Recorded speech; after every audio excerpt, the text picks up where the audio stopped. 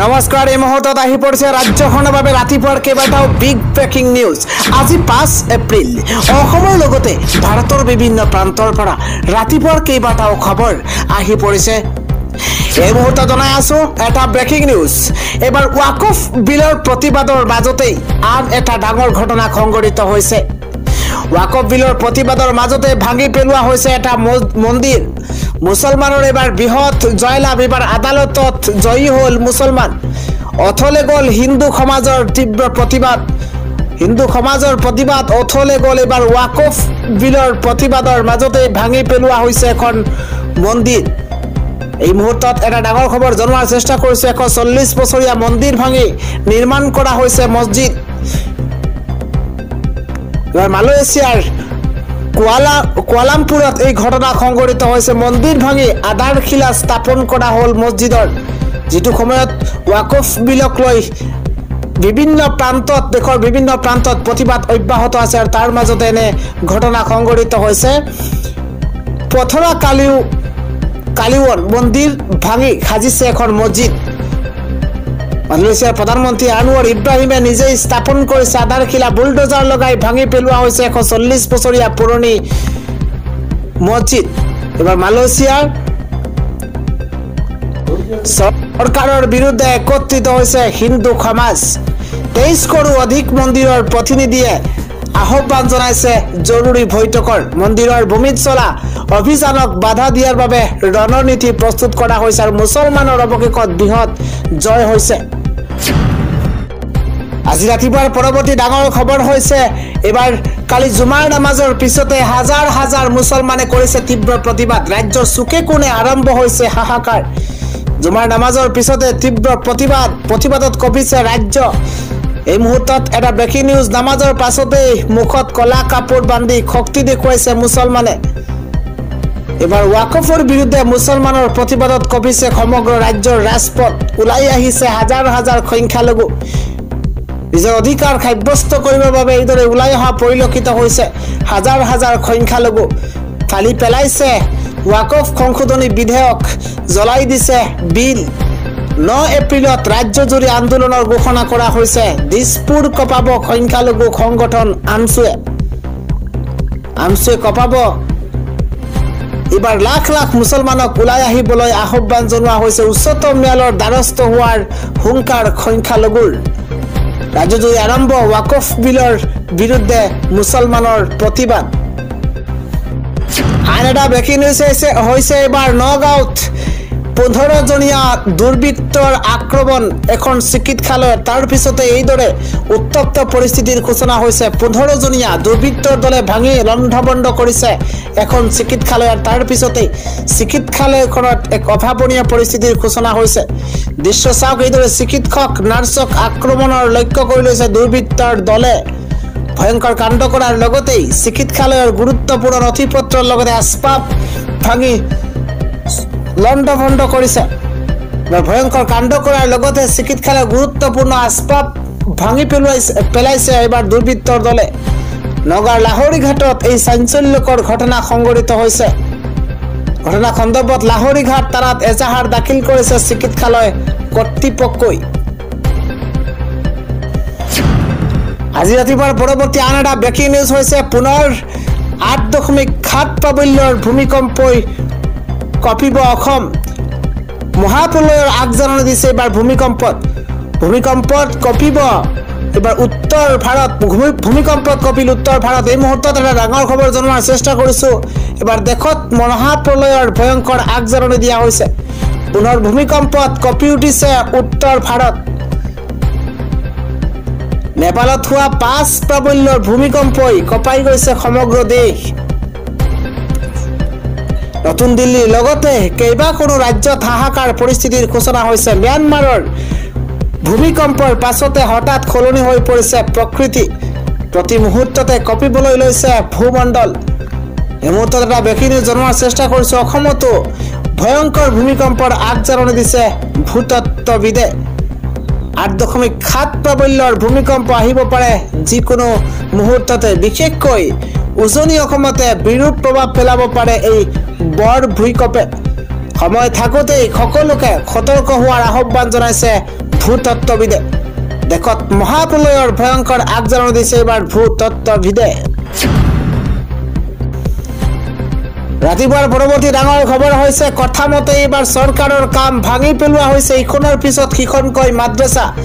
Bulldozer লগাই এফালৰ পৰা ঘৰ দুৱাৰ ভাঙি পেলোৱাৰ লগতে এইবাৰ বৃহৎ বুলডোজাৰে ভাঙি পেলোৱা হৈছে এইবাৰ মাদ্ৰাছাবোৰো। এই মুহূৰ্তত জনাই আছো ডাঙৰ খবৰ ভাঙি পেলোৱা হৈছে ইখনৰ পিছত সিখনকৈ মাদ্ৰাছা। এফালৰ পৰা উচ্ছেদ চলাইছে এইবাৰ প্ৰশাসনে। কোনো বেদখলকাৰী খাৰি নোযোৱাৰ হুংকাৰ দিছে হিমন্ত বিশ্ব শৰ্মা চৰকাৰে। ৰাজ্যৰ প্ৰতিখন জিলাতেই চলিব বৃহৎ উচ্ছেদ অভিযান। বুলডোজাৰ লৈ অৰ্ধ শতাধিক আৰক্ষীয়ে সোণাপুৰত চলাইছে বৃহৎ অভিযান। ঘৰৰ বয় বস্তু লৈ পলায়ন কৰিছে বেদখলকাৰী। এই মুহূৰ্তত এটা ব্ৰেকিং নিউজ জনোৱাৰ চেষ্টা কৰিছো। সকলোৱে নিজেই ভাঙিবলৈ আৰম্ভ কৰিছে নিজৰ সপোনৰ ঘৰখন। ঈদৰ পাছতেই পুনৰ সোণাপুৰৰ কচুতলিত প্ৰশাসনে চলাইছে বৃহৎ বুলডোজাৰ। ইখনৰ পাছত সিখন বুলডোজাৰেৰে প্ৰশাসনে চলাইছে উচ্ছেদ। বিগত বৰ্ষৰ ছেপ্টেম্বৰৰ কচুতলিত চলিছিল বৃহৎ উচ্ছেদ। বেদখলকাৰীক উচ্ছেদ চলাই কামৰূপ মহানগৰ জিলাৰ প্ৰশাসনে কচুতলিৰ জনজাতীয় আবেষ্টনীৰ ভূমিত অবৈধভাৱে বাস কৰিছিল হাজাৰ হাজাৰ সন্দেহযুক্ত লোকে। তাৰ পিছতে উচ্ছেদিত ভূমিত পুনৰ শেহতীয়াকৈ ঘৰ খোজা কাণ্ডৰ পিছতেই পুনৰ বুলডোজাৰ লগাই এফালৰ পৰা ভাঙি পেলোৱা হৈছে ঘৰবোৰ। আজি ৰাতিপুৱাৰ পৰৱৰ্তী ডাঙৰ খবৰ হৈছে ৰাজ্যৰ মুখ্যমন্ত্ৰী ডক্টৰ হিমন্ত বিশ্ব শৰ্মাৰ তৰফৰ পৰা 17টাকৈ বৃহৎ ঘোষণা কৰা হৈছে। ৰাজ্যবাসীক উদ্দেশ্যে জৰুৰী ঘোষণা কৰিছে। এটা দুটা নহয় 17টাকৈ বৃহৎ ঘোষণা মুখ্যমন্ত্ৰী হিমন্ত বিশ্ব শৰ্মাৰ। বহাগ বিহুৰ প্ৰাক মুহূৰ্তত ৰাজ্যবাসীলৈ এক জৰুৰী খবৰ আছে। কিন্তু 17টাকৈ বৃহৎ ঘোষণা কৰিছে মুখ্যমন্ত্ৰীগৰাকী। এয়া প্ৰথম ঘোষণা। পহিলা বহাগৰ পৰা সকলো চৰকাৰী জাননী অসমীয়া ভাষাত প্ৰকাশ পাব। এই মুহূৰ্তত এটা জৰুৰী খবৰ জনোৱাৰ চেষ্টা কৰিছো। পহিলা বহাগৰ পৰা সকলো চৰকাৰী জাননী অসমীয়া ভাষাত প্ৰকাশ পাব। অধিসূচনা প্ৰকাশ পাব অসমীয়া ভাষাটো। বৰাক উপত্যকাৰ বাবে বাংলা আৰু বিটিআৰৰ বাবে বড়ো ভাষাত প্ৰকাশ পাব। ইংৰাজী ভাষাতো প্ৰকাশ পাব চৰকাৰী জাননীৰ অধিসূচনা। ৰাজ্যত গঠন কৰা হ'ব যুৱ বাহিনী। প্ৰতি 10ৰ পৰা 12 কিলোমিটাৰ মাথাউৰিক সামৰি গঠন কৰা হ'ব এই যুৱ বাহিনী। যুৱ বাহিনীয়ে লাভ কৰিব টৰ্চ, ৰেইনকোট লগতে গামবুটকে ধৰি আদি কৰি বিভিন্ন সামগ্ৰী। এপ্ৰিলৰ পৰা অক্টোবৰ পৰ্যন্ত কাৰ্যক্ৰম হৈ থাকিব এই যুৱ বাহিনী। বিডিপিৰ দৰে কাম কৰিব যুৱ বাহিনীয়ে। দৰিদ্ৰ পৰিয়ালৰ ৰোগীয়ে এতিয়াৰে পৰা লাভ কৰিব বিনামূলীয়া ঔষধ। 17টাকৈ বৃহৎ ঘোষণা মুখ্যমন্ত্ৰীগৰাকীৰ। ঔষধৰ নামত এটকাও খৰচ কৰিব নালাগে এতিয়া ৰোগীসকলে। চিকিৎসালয় আৰু মেডিকেল কলেজত লাভ কৰিব এতিয়া বিনামূলীয়া ঔষধ। জাগি ৰোডত নিৰ্মাণ কৰা হ'ব মহিলা হোষ্টেল। এই মুহূৰ্তত ডাঙৰ খবৰ। ৰাজ্যিক কৰ্মচাৰীৰ মৰগীয়া বানচ 2% বৃদ্ধি কৰা হ'ব। বহাগ বিহুৰ প্ৰাক মুহূৰ্ততে ৰাজ্যবাসীলৈ এইকেইটা জৰুৰী ঘোষণা কৰিছে ৰাজ্যৰ মুখ্যমন্ত্ৰী ডক্টৰ হিমন্ত বিশ্ব শৰ্মাই। পৰৱৰ্তী ডাঙৰ খবৰ হৈছে এইবাৰ পোহৰলৈ আহিছে ট্ৰেডিং কেলেংকাৰীৰ নতুন তথ্য। এইবাৰ চুমি বৰা, বিশাল ফুকনকে ধৰি ট্ৰেডিং কেলেংকাৰীৰ নতুন তথ্য পুনৰ ফাদিল হৈছে। সাতটা দালালৰ জৰিয়তে বিনিয়োগকাৰীৰ পৰা উঠাইছিল ধন আৰু 296 গৰাকীৰ পৰা নটাৰীৰ জৰিয়তে লৈছিল ধন। নতুন তথ্য এতিয়া পোহৰলৈ আহিছে।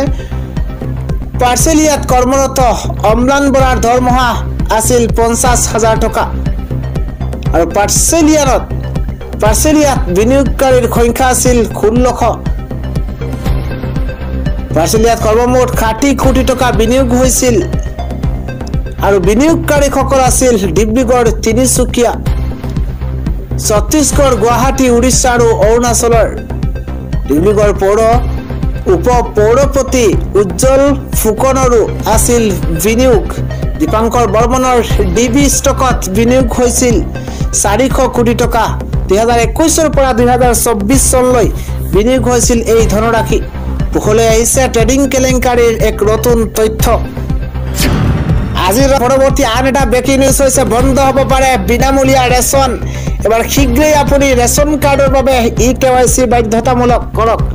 বন্ধ হ'ব পাৰে লাখ লাখ লোকৰ বিনামূলীয়া ৰেচন। এই মুহূৰ্তত ৰাজ্যবাসীৰ কাৰণে ৰাজ্যৰ ৰেচন কাৰ্ড হিতাধিকাৰীৰ বাবে অত্যন্ত জৰুৰী খবৰ, কিয়নো যিকোনো মুহূৰ্ততে বন্ধ হ'ব পাৰে আপোনাৰ বিনামূলীয়া ৰেচন।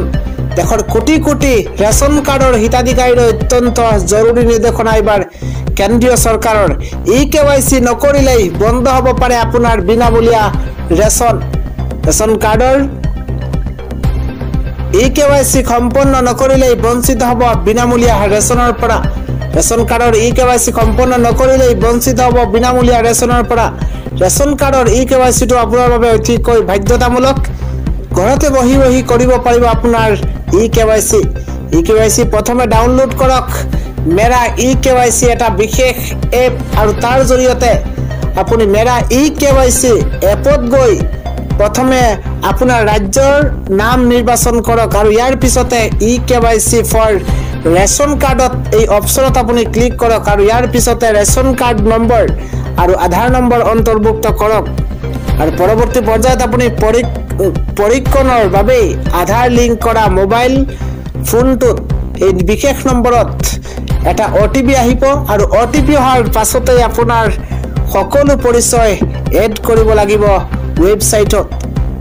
বন্ধ হৈ পৰিব পাৰে এইদৰে লাখ লাখ লোকৰ বিনামূলীয়া ৰেচন যদিহে আপুনি EKYC নকৰে।